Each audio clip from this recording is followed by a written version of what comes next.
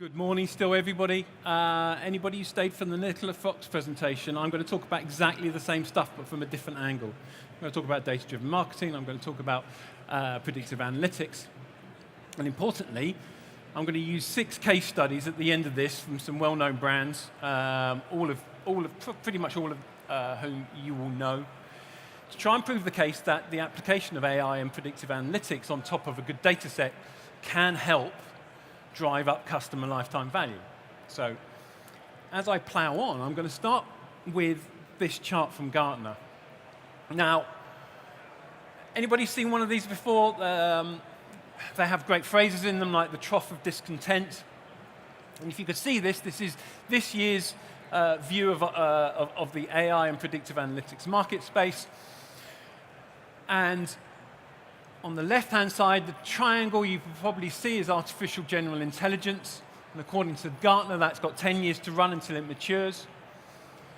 And in the middle trough of disillusionment, you've got predictive analytics. And what they're saying is that there's been so much hype around AI and predictive. There's been so much hype that the potential value. And what we've wanted to do at RedEye over the last 2 or 3 years was to tie our customers in to doing case studies, some of which I'm going to present, based on their findings. Because not a lot of people are talking about what's the value of AI to my business, what's the value of predictive analytics, how can I use it for marketing automation and campaign management. And these 2 stats down the bottom, I think, identify part of the problem. So in 2016, Forbes was saying that 89% of marketers have predictive analytics on their roadmaps for 2016. So 3 years ago now. SAP last year said 93% of consumer-facing businesses are unable to use predictive analytics. So what's happened in that time? Well, according to those 2 stats, which I've conveniently put together for this presentation, not a lot. And I point back to the fact that Gartner are now saying predictive analytics is in the trough of disillusionment, that we're all getting a bit fed up about hearing the hype. And you can understand that, because underpinning all of this in the US, 12 months ago, so this has moved on, but 12 months ago they were saying that 81% of people didn't know the difference or weren't confident and didn't have a strong understanding of what the application and meaning of AI and predictive analytics would be to their businesses. And I find this quite telling. So the whole concept of this presentation is for me to put forward a relatively simple, straightforward structure for the application of those tools, and then some evidence about how they can work for your business and how potentially they should be, we think, they should be applied. Excuse me. So let's start with data. As Nicola Fox said earlier, about half an hour ago, you've got to start from good data. Data-driven marketing is still, I believe, a completely overlooked capability. You can drive a lot of value for your customers, and there's a lot of things you can't do unless you have an accurate data set. Well, the problem we all face is it's getting more and more complex. So, first of all, customers are getting increasingly difficult to understand. So this week, we're seeing finally, the rollout of the ability to target over WhatsApp. What does that mean for anybody interested in data? Well, it means there's another touch point, another customer touch point that has to be wrapped in. And that's what's happened. I think a lot of organizations yearn for the 80s when you could send a catalog, you could send a DM piece, you could expect orders, and it was the volume of orders that you then had to worry about. But what we're facing is it's getting a lot harder to identify and predict what a customer's going to do next, and therefore how to target them. So Nicola Fox just talked about channel marketing, how can you identify what channel somebody is going to engage with you, let alone purchase through. And that's getting increasingly difficult. And I'm going to talk in a minute about CDPs and how one way of approaching that is, but I'm also going to talk about AI and the fact that humans can't keep up. So again, it's the last time I'm going to say Nicola Fox again. But she ended her presentation saying automation is critical, and I completely agree. Because AI-driven automation, as I'm going to try and show you, is an increasingly powerful tool about understanding where a customer is in their life cycle. And brands are losing touch with customers. Why are they losing touch with the customers? Because they can't track them. And that's leading to a sense that customer loyalty is declining. I don't believe it is. I think what's difficult is creating a conversation that creates loyalty, because you can't track where your customer is. There is no single point. Most organizations struggle with the silo issue, i.e. they've got data silos, they can't tie data together without a consistent customer view, a single customer view. Well, how can you then start to predict what the next move is going to be and where you should be putting your marketing spend?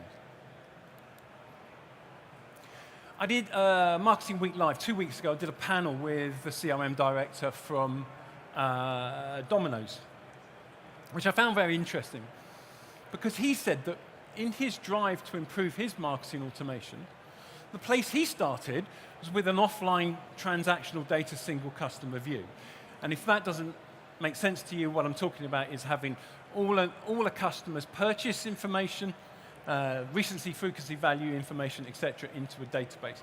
That was the core. That was the biggest thing they had, the biggest challenge in beginning to improve their marketing automation and their customer communications, to which he was then layering on top the online customer behavior. And what it made me realize is that a lot of organizations are still struggling with this cross-channel, online, offline issue, which a lot of organizations and a lot of retailers especially, who are older than maybe 10 years old, have got some kind of retail high street footprint, have got a tradition of catalog or direct marketing. One organization I'm working with, and I don't know whether it resonates in this room, but they've got an online and an offline set of customers, and those two teams don't talk. In fact, you might say they hate each other. Because there's this sense that you're trying to steal customers, you're trying to steal value, and if they're not talking together, what you're doing is you're actually limiting the business. And I'm going to try and explain what I mean by that through the case studies in a moment. But the first point I want to raise is the impact that customer data platforms are having at the moment on the marketplace, and actually the war that's kicking off.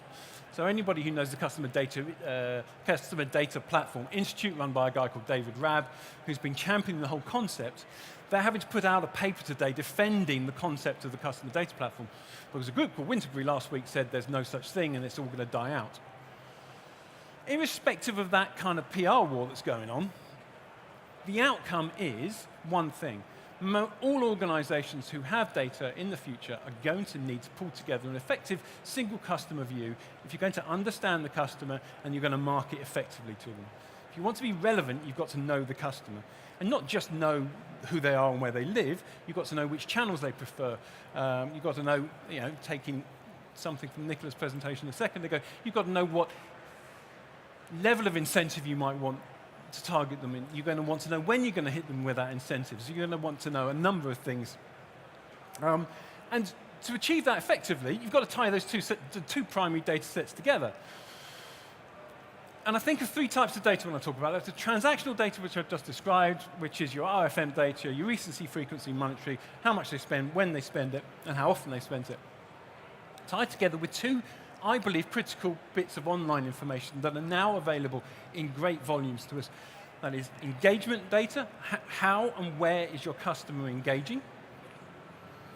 And behavioral, what are they engaging with? Why are they engaging? What products are they viewing?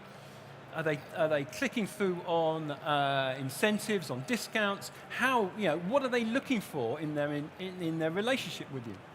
You put those two together into a customer data platform, you've got a very powerful data set. The definition of a customer data platform is really three things. You can ingest any first-party data that has an identifier, i.e., whether they browse on a website, ultimately what their home address is and what age they are, through to whether they've engaged with you on WhatsApp. You hold that data, so the concept of persistent customer record, that total history of the customer allows you then to build predictive models on top of that.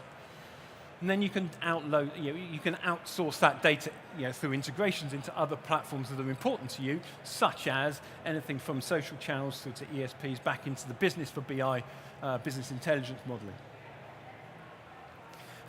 Excuse me. So, our perspective is start with a consistent customer data platform or single customer view, and develop on from there. The next thing to do is to layer analytics on top of it. I'm going to talk a lot about predictive analytics because RedEye believes that it's the most powerful in terms of creating income and engagement with customers. But analytics comes in many forms, of course. Everything from attribution through to predictive segmentation modeling. And this is Forrester, and this is Forrester's very simple view of how analytics, the role analytics plays throughout the customer lifecycle.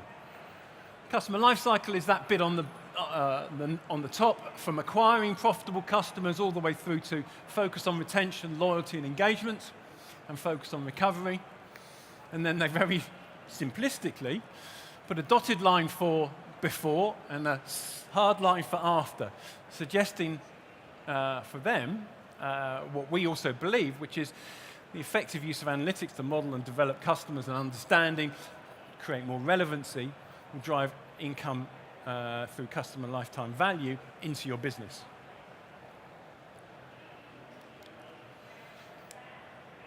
And this is where our AI comes in. Because once you've built a predictive model, as I'm going to talk to you about through the case studies in a moment, you then want AI to really apply that. So how does that work? What does that look like? For us, we want to identify behavior, customer behaviors, types of customers, but actually what they're doing now in terms of your website. So can a customer move from being somebody who's not engaged with the website, who's not opening communications, who's not engaged with the brand, when they move to being engaged, when your marketing works or your advertising works and they get engaged, can we identify that? Can we react to that in real time or optimal timescale?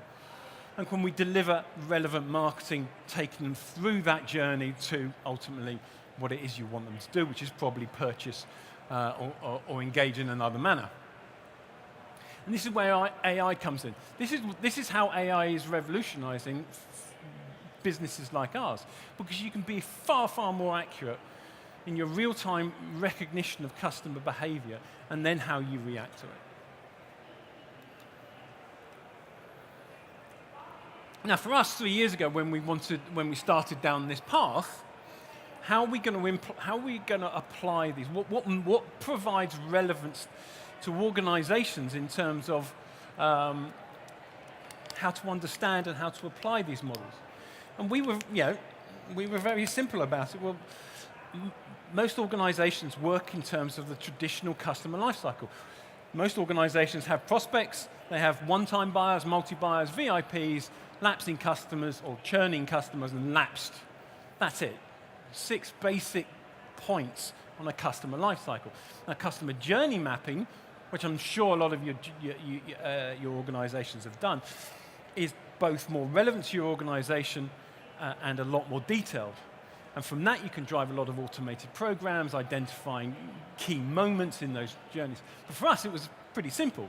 What if we could use predictive analytics to identify customers who are on various stages? And then if we could we then be more relevant about who they are, their previous interactions, their existing segmentation, and could we create campaigns that turned these dials?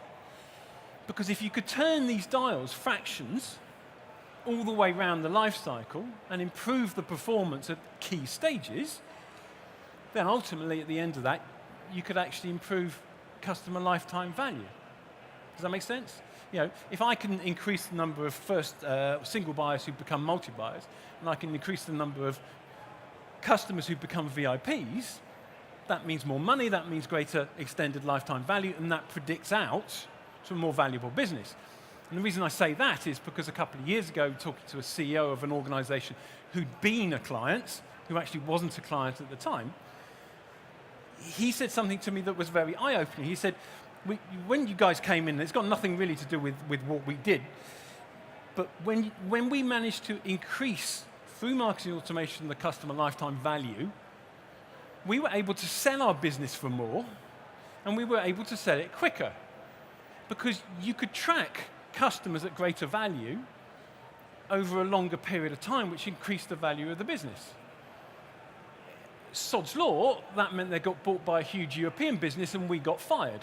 But yeah, I suppose there's a kind of Pyrrhic victory in that.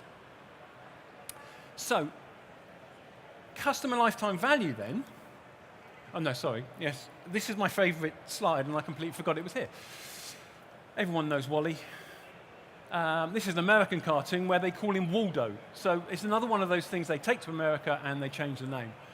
But Waldo is sitting there going, another irrelevant offer. It's like they have no idea where I am on the customer journey. And for me, this is a challenge most marketers face, which is if I knew a customer's intentions, if I knew where they were on their journey with our brand, this is the point where I say, would you as marketers be able to influence that? And I would expect 100% hands in the air, because if you weren't, you're not marketers. We've all got to believe we can change. If we know what someone wants, that we can then change the likelihood that they're going to go and do that and achieve that.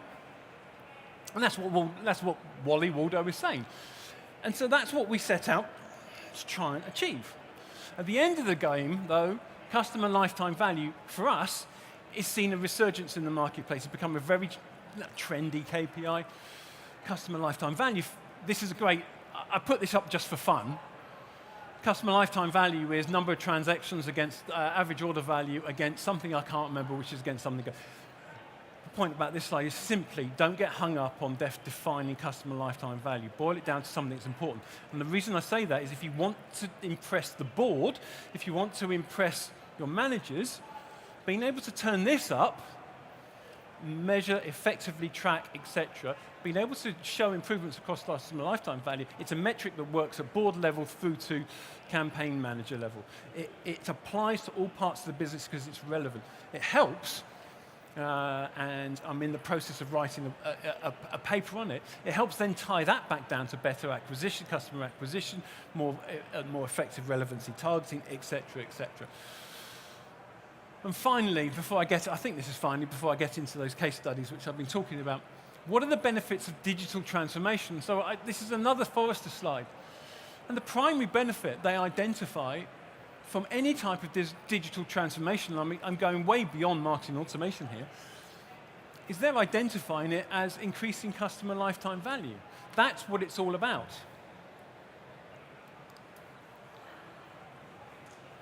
I did have another slide before I get into those. So 77% of responders see customer lifetime value as a medium-high priority. You apply that to, and this is the survey we've done recently with the consultancy.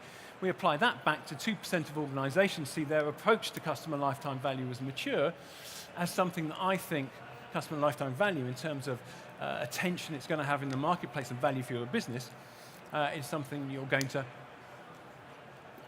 see organizations focusing on a lot more in the next few years. And I think this is now finally, this is what RedEye does. We take in all first-party data, we integrate that into a single database, we call it a database, but it's effectively a type of CDP. We load analytics, and primarily for the sake of today, predictive analytics on top of that, and then we orchestrate that out through a marketing automation platform across 8 channels. So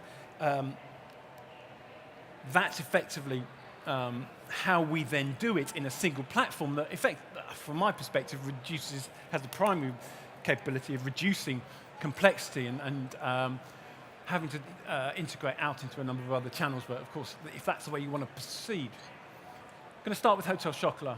So this is what put us onto this. And Hotel Chocolat came to us a couple of years ago with a requirement to send fewer campaigns over Christmas because they were pissing off their customers. You send too much to customers, what do? They quit, they unsubscribe in email terms, you end up not being able to communicate with them, and of course, a customer you can't communicate with has a lower value, it's been proven many, many times, has a lower value than a customer you can communicate with. So we did that. We did that by doing a very simple predictive model, call it predictive, because it did predict an outcome. These were the early days for us. We identified different types of behavior that suggested the customer was going to buy, and a type of behavior that wasn't. They weren't likely to buy, they weren't highly engaged, they weren't doing the right things. Because you can see in your database, in your customer databases, there are certain types of behavior, certain patterns of behavior that identify likely outcomes. That's the concept of predictive marketing. So we were able to, for Hotel Chocolat, we were able to produce or send out fewer campaigns. Now, okay, well, what we didn't expect was an increase in revenue. Now, we'd reduced the number of campaigns going out to customers who weren't engaged, we did not think were the type of customers going to buy in that period. But focusing, of course, on those who were engaged, increased income. Now, that took us by surprise, and then led us down what subsequently has been a pretty far-reaching strategy for us. So think about that customer life cycle. Think about the primary points on it that I identified earlier. So this is the prospect to buyer conversion model, i.e. prospect to first buyer, first purchase. Foot asylum, I'm going to run you quickly through these because I'm out of time.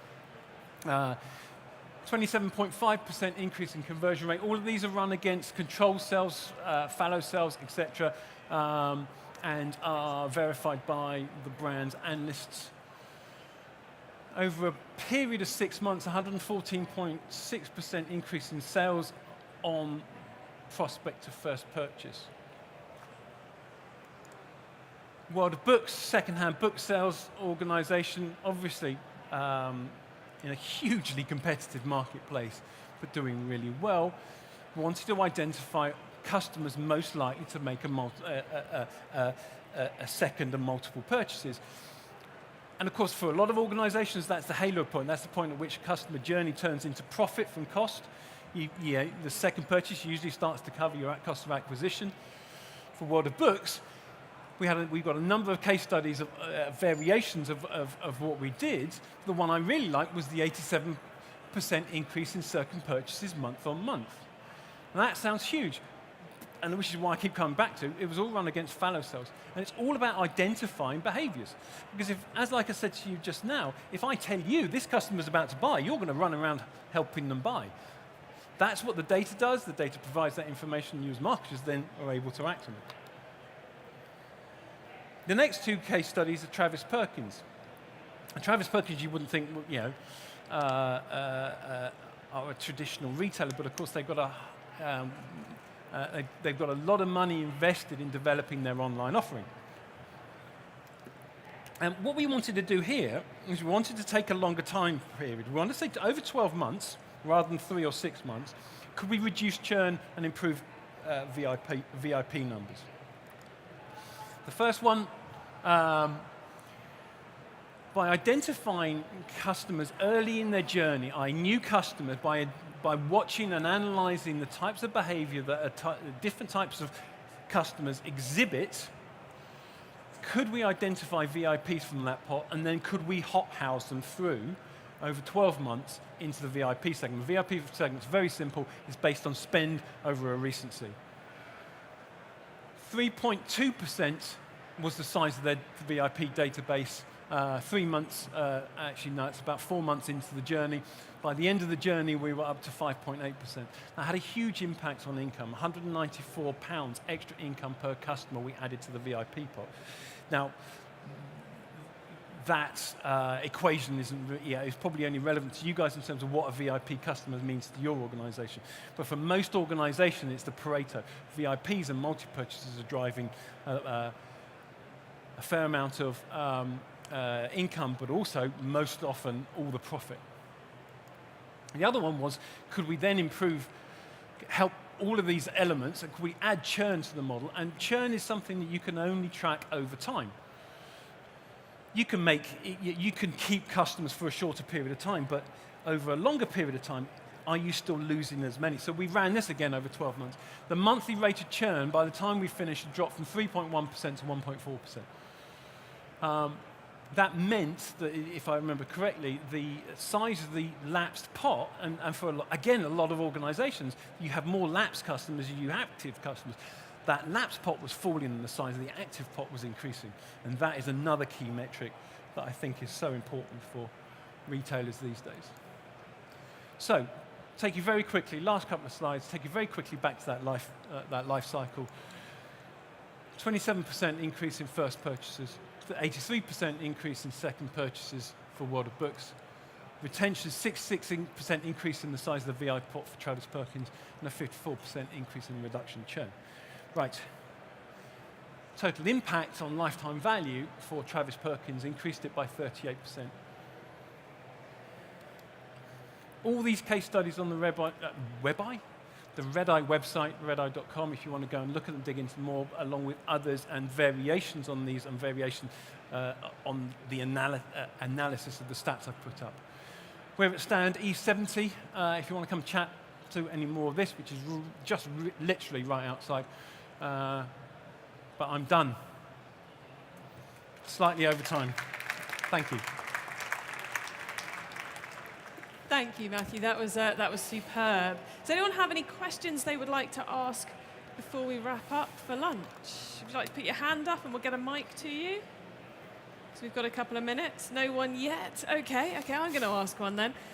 What I thought was quite noticeable about the case studies you ran through, Matthew, was that each of them seems to have started with the retailer saying, we've got a problem here. Yeah. Is that one of the best ways to get good results out of an AI system? Interestingly, when we go and talk to, what I found is when we started introducing this concept and talking to retailers, they actually said, oh yeah, that's very interesting, but I've got a problem here, or what can you do? So Footasylum were most interested in reducing churn, actually, rather than increasing purchase. And a lot of organizations said, well, can you do this for us? And what we had to do is we had to dumb this down into a platform that allowed for most people, or a lot of organizations to use it. So we try to avoid, we do avoid specific predictive, we're not an agency, we're a technology platform. And that's why we try to stick with that life cycle, which is, can we appeal? Can we turn the dial on those individual stages of the customer life journey? Because that is, in general, what is probably most important. But churn, for me, is the number one thing that a lot of retailers struggle with. Probably goes back to that, we got most questions about, goes back to that concept of loyalty, and loyalty seems to be dissipating. And can I reduce churn? Because at the end of the day, you're retailers, you're good at selling stuff, but how do we keep customers? Okay, cool. Do we have a question from the audience? You put your hand up if you've got one. Yes, we've got a lady over here. If you keep your... Yeah, there we go. Hiya. During your talk, you mentioned behaviour. Yeah.